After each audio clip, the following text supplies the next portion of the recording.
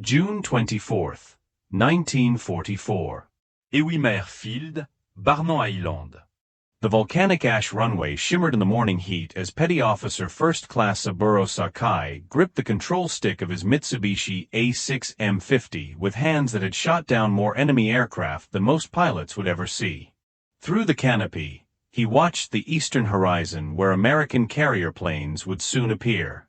Not in the manageable formations of 1941, but in swarms that darkened the sky like storm clouds. We shot them down every week, but they came by dozens, always by dozens, he told a fellow pilot just minutes before takeoff. Those words would echo through history as the epitaph of Japanese naval aviation. Sakai, with 28 confirmed aerial victories to his name, one of Japan's highest-scoring aces, understood what the younger pilots around him couldn't yet grasp.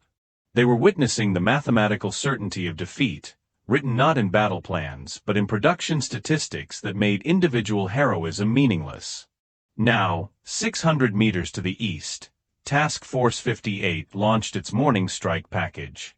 15 fleet carriers disgorged 450 aircraft in synchronized waves. The Americans had lost 89 planes the previous week, but this morning they launched 5 times that number without a second thought.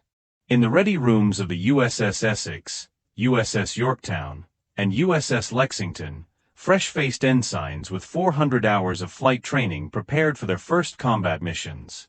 They knew that behind them stood an assembly line producing 3 new Hellcats for every one lost. The arithmetic of annihilation was already set in stone.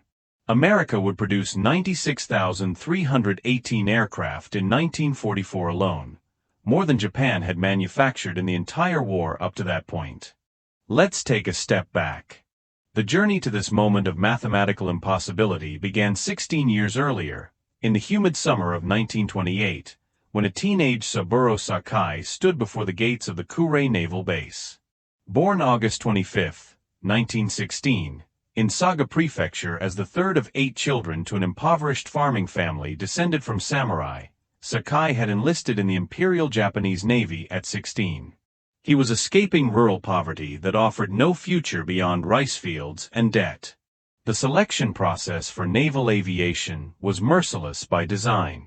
Of the 1,500 applicants who entered Sakai's class at the Chuchiura Naval Aviation School in 1937, only 70 would earn their wings.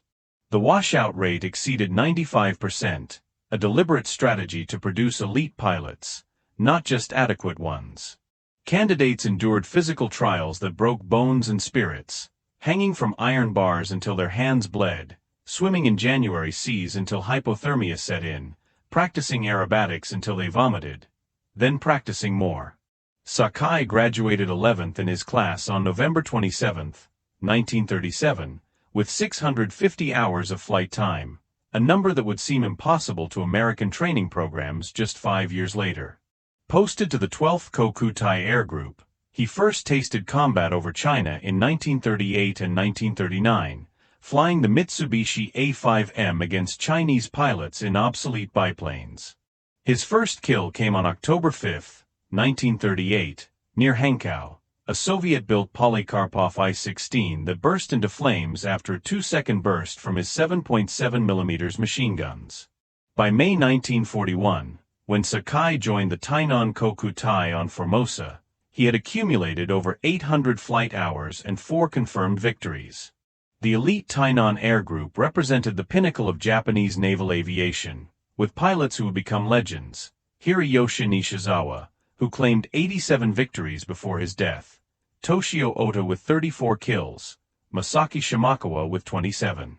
These men believed themselves inheritors of the samurai tradition, aerial warriors whose skill and spirit would overcome any material disadvantage. Here's the thing. The first sign of what they'd face came on December 8, 1941, December 7th across the international dateline, when Sakai participated in the attack on Clark Field in the Philippines. Flying escort for 54 G-4M bombers, the Zeros caught the Americans completely unprepared, even with 9 hours of warning. After Pearl Harbor, Sakai shot down a P-40 Warhawk, watching the American fighter disintegrate under his cannon fire. On the ground below, neat rows of B-17 flying fortresses burned, what Sakai would later describe as resembling a forest fire. What struck him most wasn't the easy victory, but the sheer number of aircraft destroyed, over 100 American planes eliminated in a single morning. If the Americans could afford to leave so many aircraft exposed after receiving warning of war, what reserves did they possess? The early months of 1942 seemed to validate Japan's confidence in quality over quantity. On February 3, flying from a newly captured base at Rabaul, Sakai engaged in combat over Bougainville, showing off the Zero superiority in turning ability against American Wildcats that couldn't match its maneuverability. During these glory days, the kill ratios seemed to justify Japan's training philosophy. At the Battle of the Java Sea on February 27, Sakai's squadron destroyed multiple Allied aircraft while losing only a handful of Zeros. Over Port Darwin on February 19, the Tainan Kokutai claimed numerous victories with minimal losses. Individual Japanese pilots were shooting down multiple enemy aircraft per engagement. But beneath these tactical victories, troubling patterns emerged for those willing to see them. After shooting down a B-17 in early 1942, Sakai noted how the bomber had absorbed incredible punishment before finally going down. The American bomber's defensive fire was accurate and sustained throughout. Its gunners kept shooting even as flames engulfed the fuselage. More disturbing still were the replacement rates. When Allied squadrons lost aircraft, new planes appeared within days. When the Japanese lost fighters, replacements took weeks to arrive from Japan. The math was simple, but ignored. The Allies were replacing losses faster than Japan could inflict them. Lieutenant Commander Tadashi Nakajima, the Tainan Kokutai's operations officer, privately calculated that at current loss rates versus American production estimates, Japan would need a 10-to-1 kill ratio just to stay even. By 1944, they were achieving 3:1 at best. Fast forward to August 7, 1942, 0530 hours. The scramble alarm at Rabaul's Lakunai airfield sent pilots running to their aircraft.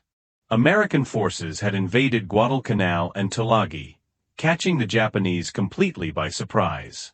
Sakai strapped into his Zero, one of 18 fighters assigned to escort 27 G-4M bombers on the 560 nautical mile journey to Guadalcanal, the longest fighter mission ever attempted at that time.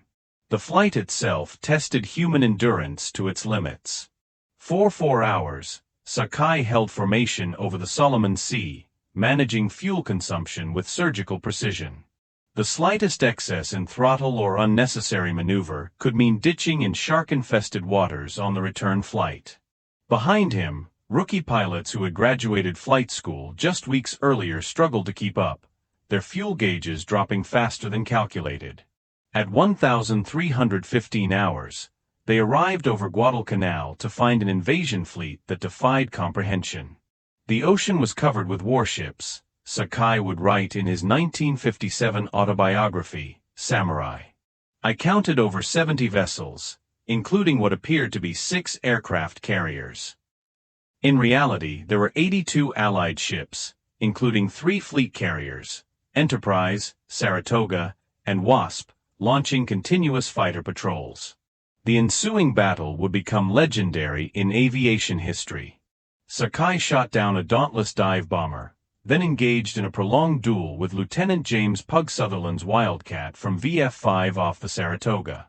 For nearly 20 minutes, the two fighters twisted through the sky in a classic dogfight, each pilot pushing their aircraft to the limit. Sutherland, an experienced aviator with over 500 combat hours, matched Sakai maneuver for maneuver until ammunition exhaustion forced him to disengage. But the day's most significant moment came at 1,450 hours, when Sakai spotted what he thought were 8 Wildcat fighters flying in loose formation 8,000 feet below. Rolling into a diving attack from their 6 o'clock position, the blind spot, he closed to 50 meters before realizing his fatal error. They weren't fighters, but SBD Dauntless dive bombers with rear gunners. Aviation machinists mate second-class Harold Lewis Jones, Gunner in Lieutenant Dudley Adams's Dauntless from VS-5, opened fire with his twin .30 caliber Browning machine guns just as Sakai realized his mistake. The bullet struck with devastating accuracy. One round penetrated Sakai's skull above his right eye, destroying the eye instantly. Another creased his skull, causing partial paralysis on his left side.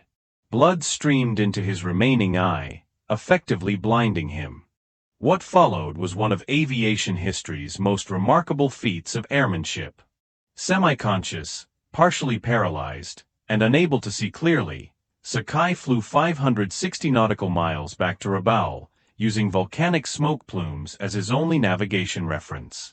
For 4 hours and 47 minutes, he drifted in and out of consciousness, nearly inverting the aircraft into the ocean several times. He landed at Rabaul at 1800 hours, with less than 10 liters of fuel remaining. The mission statistics told the real story. Japan lost 23 aircraft and crews. The Americans lost fewer planes and rescued most of their downed pilots. While Japan struggled to replace 24 aircraft, American carriers were already receiving new planes flown directly from factories on the West Coast. As Sakai recovered in naval hospitals, a process that would take 8 months, the air war over Guadalcanal ground through the Japanese Naval Air Force like a mechanical thresher. The statistics from those months reveal the inexorable math that would doom Japan's aviation. Between August 1942 and February 1943, the Japanese Navy lost nearly 900 aircraft in the Solomons. Behind each aircraft was a pilot with a minimum of 500 flight hours, many with over 1,000. These men represented years of training investment that Japan could not repeat. The pilot training schools were graduating only 100 pilots monthly, and these with progressively fewer training hours, down to 400 hours by early 1943. The Americans, by contrast, were graduating 2,500 naval aviators monthly from Pensacola alone, with thousands more from Corpus Christi, Jacksonville, and San Diego. Each American pilot received a minimum of 400 flight hours, including 100 hours in operational aircraft types. When they reached the combat zone, they were integrated into squadrons with experienced pilots who mentored them through their first missions. Commander Minoru Genda, architect of the Pearl Harbor attack, visited Guadalcanal in October 1942 and was appalled by what he found. In a top-secret report delivered personally to Admiral Yamamoto, he wrote, "We are literally wearing away our naval aviation strength in a war of attrition. We cannot win. The enemy replaces losses immediately. We cannot replace them at all." The Japanese tried to compensate with tactical innovation, extending the range of operations from Rabaul by establishing forward bases, coordinating massive fighter sweeps, developing new tactics. But none of it mattered against overwhelming numbers. The production differential reflected a stunning industrial mismatch. In 1940, before entering the war, the United States produced 12,804 military aircraft. Japan, already 3 years into the China War, managed only 4,768. American production was essentially peacetime levels. Japan was already at maximum capacity. Pearl Harbor transformed American industry overnight. The Ford Motor Company's Willow Run plant in Michigan, which didn't exist in 1940, was producing one B-24 Liberator bomber every 63 minutes by 1944. The single factory's floor space exceeded all Japanese aircraft manufacturing facilities combined. At peak production, 42,000 workers assembled bombers from 1.55 million parts. North American aviation produced over 15,000 P-51 Mustangs, each superior to the Zero in speed, firepower, armor, and high-altitude performance. Grumman manufactured 12,275 F-6F Hellcats in just 30 months, an aircraft specifically designed to counter the Zero. The plane that would shoot down more Japanese aircraft than any other was produced at a rate exceeding a dozen per day. The disparity extended beyond numbers to technological advancement. While Japan struggled to maintain production of the increasingly obsolete Zero, America introduced entirely new aircraft types quarterly. The F-4U Corsair could outrun the Zero by 80 miles per hour. The P-38 Lightning, with twin engines and devastating firepower, could attack from altitudes where the Zero's engine struggled. By mid-1943, American aircraft engines were producing 2,000 horsepower compared to the Zero's 1,130. American fighters carried armor plating. The Zero had none. American planes used high-octane fuel that provided significantly more power than Japan's aviation gasoline. Sakai returned to limited duty in June 1943. His right eye was permanently destroyed, and his depth perception was compromised.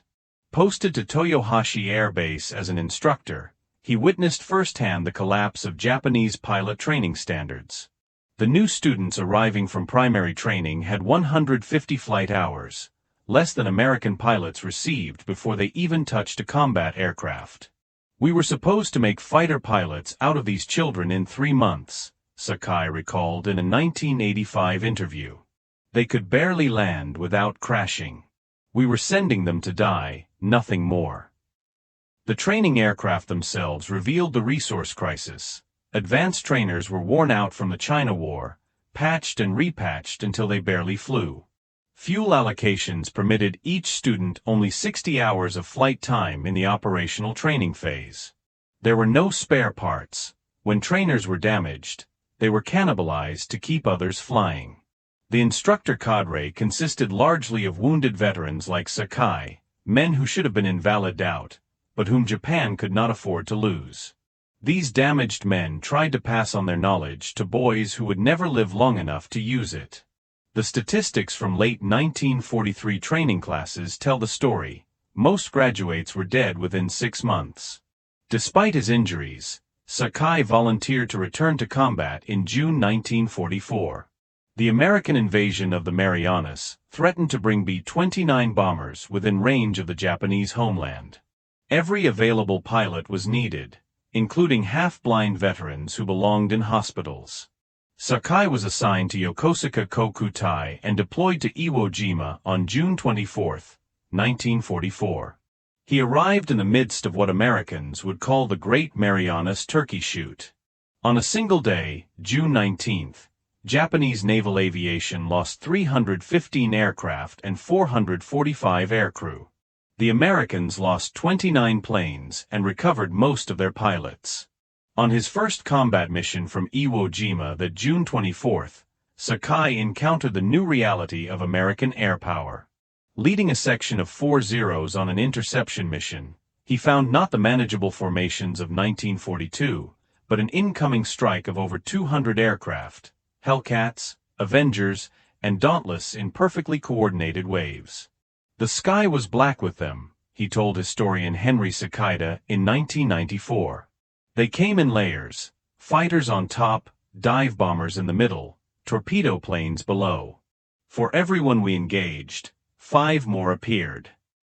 In the ensuing combat, Sakai found himself alone against 15 F-6F Hellcats.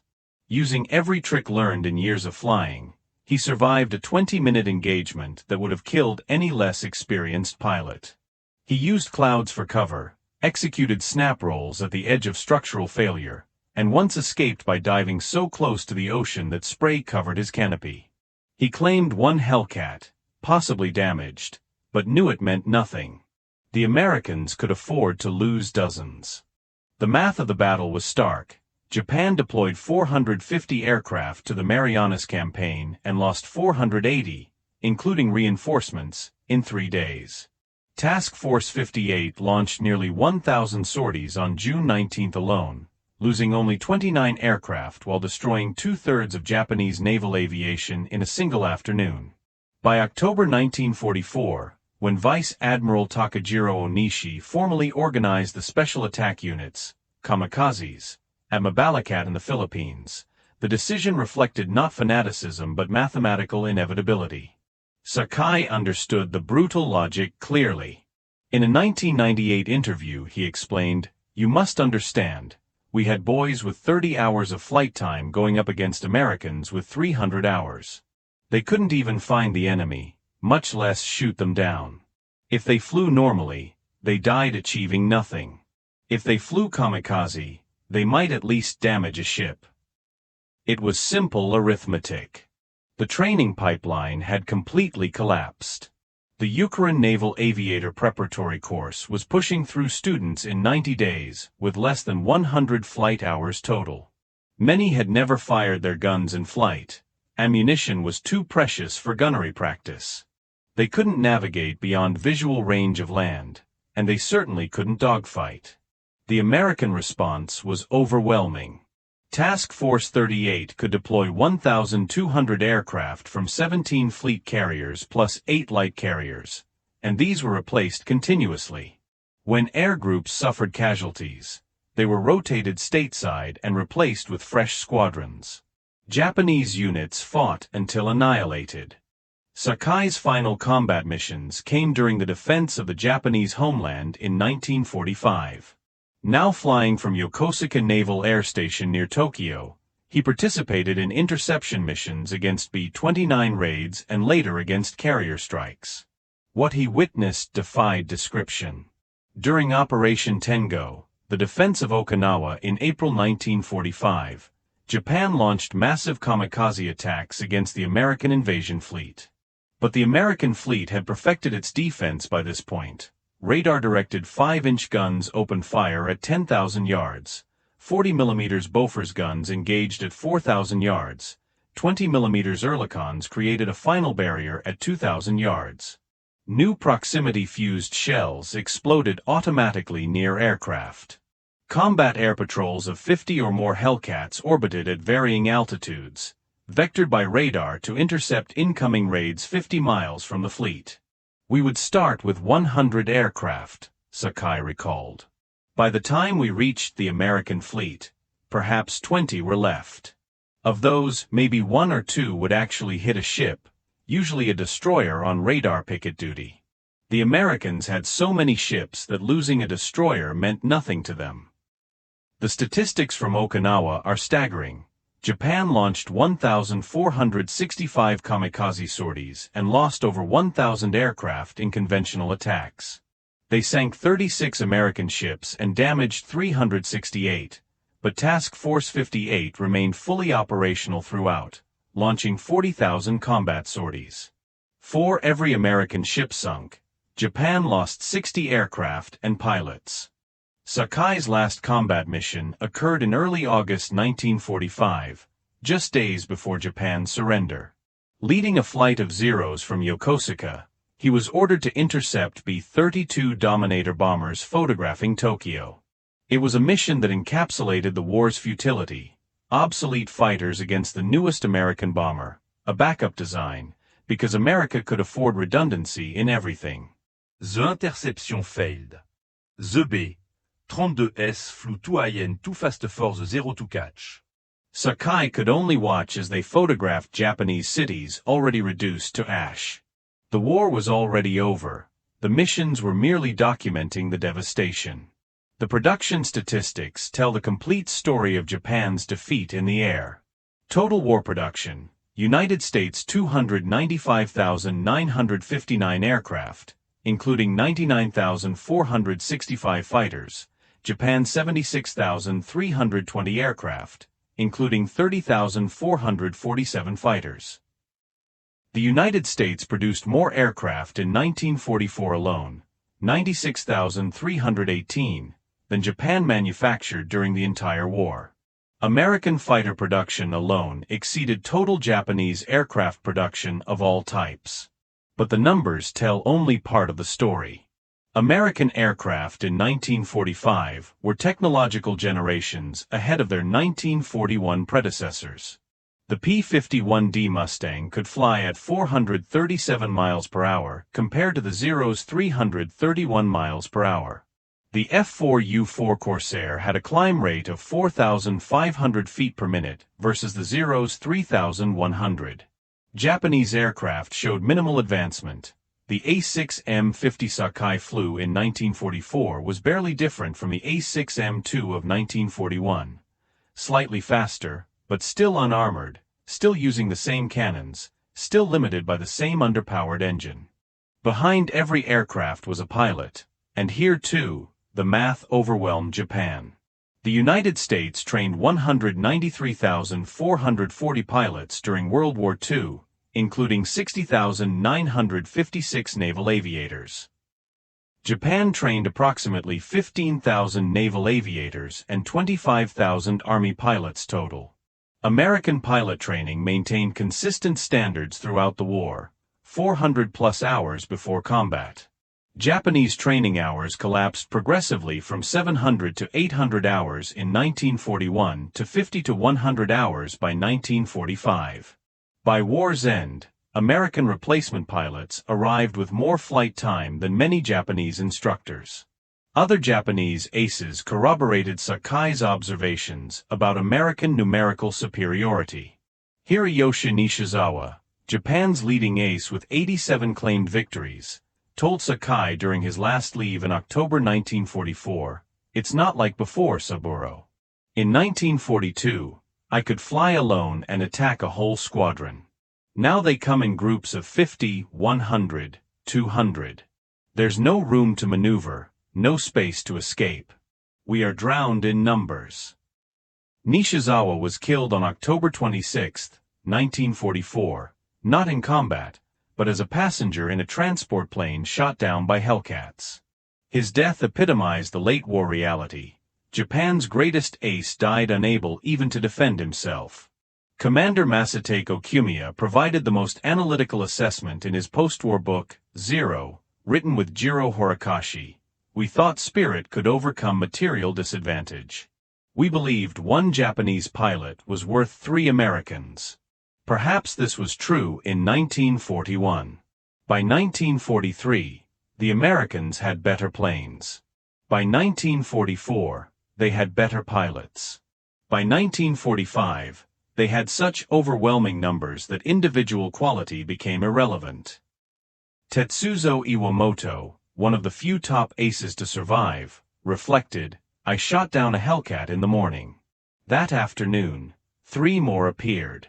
I shot one of those down. The next morning, 10 appeared. How do you fight that? You don't. You simply survive as long as you can."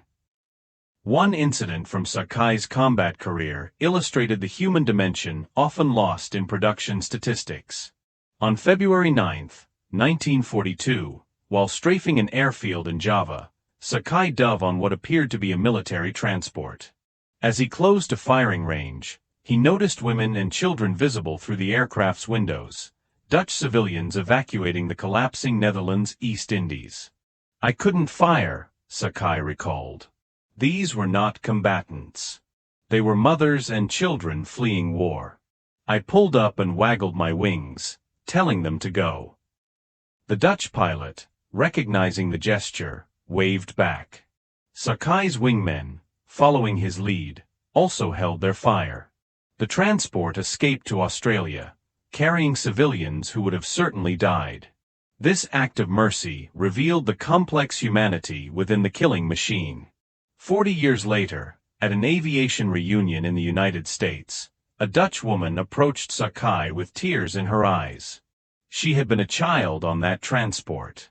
Her survival, and that of her children and grandchildren, stemmed from a split-second decision by a Japanese pilot to see humans rather than targets. In his later years, Sakai became increasingly critical of the mythology surrounding Japanese warriors and kamikaze pilots. Speaking at American military bases and aviation museums, he systematically demolished romantic notions about dying for the emperor. "You want to know what kamikaze pilots thought about while diving at your ships?" he asked a Naval Academy audience in 1991. "Not about the emperor, not about honor. They thought about their mothers. They cried for their mothers. I know because I heard their last transmissions, 'Oka-san, Oka-san, mother, mother.' They were boys, frightened boys, not fanatics." He addressed the Bushido Code with equal bluntness. Bushido was propaganda for making young men willing to die. The samurai of old fought when they had advantage and retreated when they didn't. They weren't stupid. We were stupid. We fought against mathematics itself and wondered why we lost. His most controversial statement came in a joint appearance with Paul Tibbets, pilot of the Enola Gay. If Japan had developed the atomic bomb first, and I had been ordered to drop it on Los Angeles, I would have done so without hesitation. That's war. America was simply better at war than we were. In a 1998 interview, Sakai revealed his anger at Japanese leadership. People ask why we kept fighting when we knew we couldn't win. The ordinary pilots, the young boys dying in their planes, they believed the propaganda.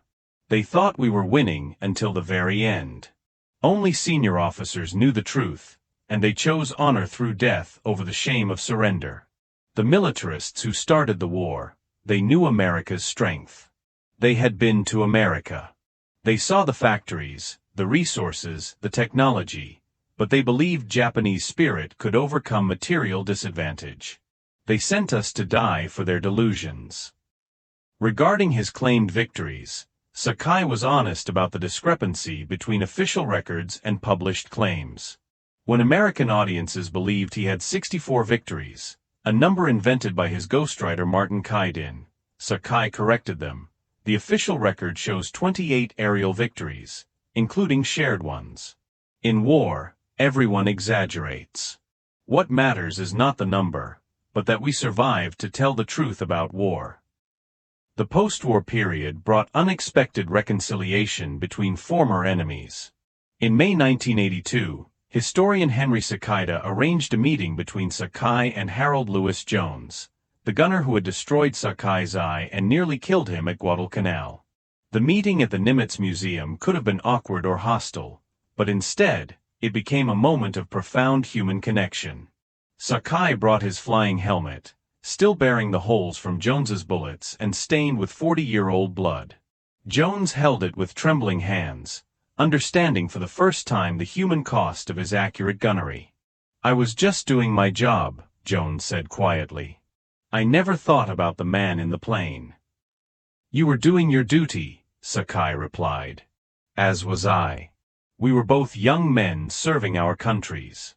There is no hatred, only respect." They became friends, corresponding regularly until Jones's death in 2009. Sakai gave Jones the blood-stained helmet as a gift, saying it belonged with a man whose skill had ended his career as a fighter pilot. What Sakai came to understand, and tried to explain to Japanese audiences after the war, was that American victory came not from courage or skill, qualities both sides possessed, but from systematic superiority in organization, production, and training. The American pilot training system exemplified this approach. By 1943, the U.S. Navy had established a production line system for creating pilots that maintained quality while achieving quantity. This 60-week program produced pilots with 400 flight hours minimum, while Japan's collapsing system was pushing out pilots with less than 100 hours by 1945. Sakai's famous observation about American planes coming by dozens reflected precise mathematical reality. During major operations, American task forces could surge aircraft in overwhelming waves. Take the Battle of the Philippine Sea on June 19, 1944. Japan launched 373 aircraft in 4 waves. America launched 956 sorties from 15 carriers. Result: 315 Japanese aircraft lost, 29 American. The Americans achieved what military theorists call numerical overmatch, superiority so overwhelming that tactical excellence becomes irrelevant. When every Japanese pilot faced 5, 10, or 15 opponents, individual skill meant nothing. Sakai spent his final decades building bridges between former enemies. He sent his daughter to study at an American university, telling her, "Learn English. Learn democracy. Learn why they won." She later married an American Army officer, symbolically uniting the former foes. At air shows and military reunions, Sakai signed autographs alongside American aces, often comparing notes about specific dogfights. Veterans who had tried to kill each other 45 years earlier laughed together like old flying buddies. His message to young Japanese was consistent: we lost because we believed our own propaganda. We thought spirit could overcome material reality. America won because they counted correctly. How many planes needed? How many pilots required? How much fuel consumed? They did mathematics. We did mythology. To American audiences, he offered a different lesson. You won through production, but production came from freedom. Free workers in free factories outproduced forced labor and regimented workshops. Your strength wasn't just your numbers, but the system that created those numbers. The final accounting of the Pacific Air War reveals the mathematical impossibility Japan faced. Aircraft carriers produced during the war, United States 28 fleet carriers, 71 escort carriers, Japan 6 fleet carriers, 4 escort carriers. Pilot training output, United States 60,956 naval aviators, Japan approximately 15,000 naval aviators. Aviation fuel production, 1944, United States 6.5 billion gallons, Japan 315 million gallons. Every metric told the same story. America could lose 10 planes for every Japanese plane and still dominate through sheer numbers. In reality, they achieved the reverse, shooting down multiple Japanese aircraft for every American loss, making the conclusion foregone. On September 22, 2000, Saburo Sakai attended a formal dinner at the Atsugi Naval Air Station Officers Club, invited as an honored guest by the U.S. Navy. At 84 years old, still sharp and dignified, he sat between American naval officers, sharing stories of aerial combat and post-war reconciliation. During dinner, he spoke about his transformation from warrior to peacemaker. I spent my youth trying to kill Americans. I've spent my old age befriending them. The second task has been more rewarding than the first. As the evening concluded, a young American naval aviator, Lieutenant Commander William Johnson, stood to shake Sakai's hand and thank him for attending. Sakai rose, reached across the table, and suddenly stiffened. The handshake was completed, but Sakai collapsed backward, suffering a massive heart attack. He died in the ambulance racing to the naval hospital, his last conscious act, reaching out to an American naval officer in friendship. The symbolism was lost on no one. The samurai who had tried so hard to kill Americans died extending his hand to one in peace. Sakai's observation that American planes came by dozens despite Japanese pilots shooting them down every week captures the fundamental truth of industrial warfare. Individual heroism, tactical brilliance, and warrior spirit meant nothing against overwhelming material superiority systematically applied. The numbers tell the story. America produced 3.87 times more aircraft than Japan, trained 4.83 times more pilots, produced 20.6 times more aviation fuel, built 9.9 times more aircraft carriers, and still achieved a positive kill ratio despite numerical superiority. But Sakai's greater wisdom came from understanding why these numbers existed. In his final interview 3 months before his death, he said, "America won because it was a free society mobilized for total war. Free workers chose to build planes faster than enslaved laborers in our factories. Free scientists developed better technology than our regimented researchers. Free pilots fought more creatively than our indoctrinated warriors. The dozens of planes that replaced our victories weren't just aluminum and steel, they were products of freedom itself." He paused, then added, "We thought we were fighting for our emperor god. They knew they were fighting for their way of life. That's why they could produce those dozens of planes, train those hundreds of pilots, sustain those thousands of missions. They were defending something worth defending." The final lesson from Saburo Sakai isn't about numbers, but about the systems that create them. Japan's military aristocracy believed in quality through spiritual selection, a few superior warriors defeating many inferior enemies.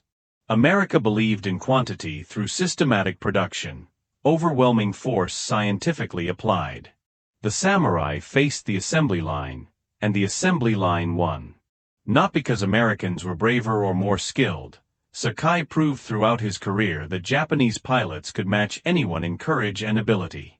The assembly line won because it could replace losses faster than the samurai could inflict them, learn from mistakes faster than the enemy could exploit them, and adapt to change faster than tradition-bound opponents could respond. When Sakai said, "We shot them down every week, but they came by dozens," he was describing more than aerial combat. He was witnessing the death of the warrior aristocracy and the birth of industrial warfare, where victory went not to the best, but to the most. In that terrible mathematics, Japan never had a chance. And Saburo Sakai, warrior, survivor, and ultimately peacemaker, became the living witness to that transformation. His life journey from shooting down American planes to shaking hands with American pilots encapsulates the greater transformation of Japan itself, from militaristic empire to democratic ally, from warrior state to economic powerhouse, from isolation to integration. The dozens of American planes that overwhelmed him in war became the foundation for understanding that led to peace. That handshake at Atsugi, completed as his life ended, sealed a reconciliation written in the sky over the Pacific by young men who fought with everything they had, only to discover that everything wasn't enough when faced with the inexorable mathematics of American production. The dozens always came, and in the end, the dozens always won.